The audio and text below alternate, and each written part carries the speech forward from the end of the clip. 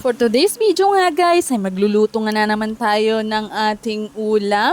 Isa nga ito guys, sa paborito ng aking asawa bukod sa akin. Char.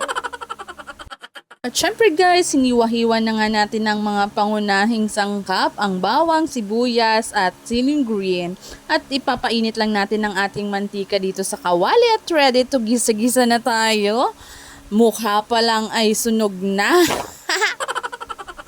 Joke lang, yan talaga guys sa mga technique sa mga masasarap na pagluluto ang masunog-sunog ang ating mga ingredient.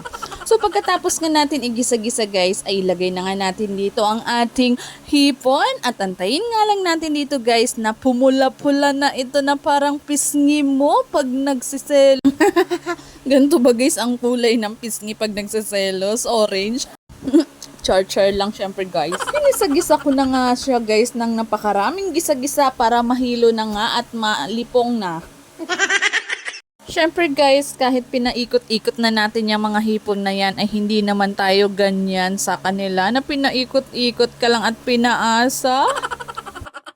Hoy, hindi ako paasa guys ha. Tingnan nyo guys, kung napansin nyo ang aking cubes guys, ay basa na nga yun. Dahil kinuha ko nga ulit yun. Nalagay ko na yun guys sa kawali pero mahal ko kayo. Ay kinuha ko ulit para ilagay at para makita nyo for the vlog.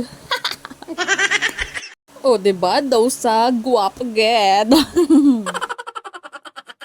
Pagkatapos nga natin ilagay guys ang cubes, ay sunod nga natin lagay dito ang asin para lumasa na ang ating hipon na to guys.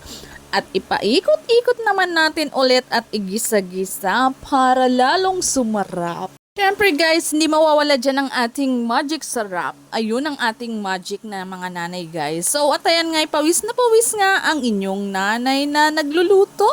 Dahil ang mga anak nito guys ay sa kabila pa at nagluluto nga muna siya bago kunin ang mga bata doon sa kabila. Dahil nga ang aming haligi ng tahanan guys ay wala dito sa trabaho at panggabi nga ang kanyang duty ngayon. Kaya ako nga lang muna dito at nagluto na nga ako ng gabi para bukas ng umaga ay kakain na nga lang siya. Balik kauwi ko nga lang dito guys sa aking trabaho at diretso na luto. Wala nang upo-upo at pahinga at wala mo ng cellphone dahil ang aking bulinggit ay nagantay nga sa kabila guys. Kaya natin yan, laban! O diba, tayo na ang busy. So, ayan na nga guys, ay binukbuk ko na ang ketchup para kumulay na lalo ang ating hipon na to. Pampa sarap sa mata ng nanunood. Hay! Nilagyan ko din pala to guys ng siling green at hiniwa-hiwa ko nga din yun guys para medyo maanghang-anghang dahil yun nga ang gusto ng aking jowa Bells, maanghang-anghang. At pag kumain ay pawis-pawisan, tulad ko. Char!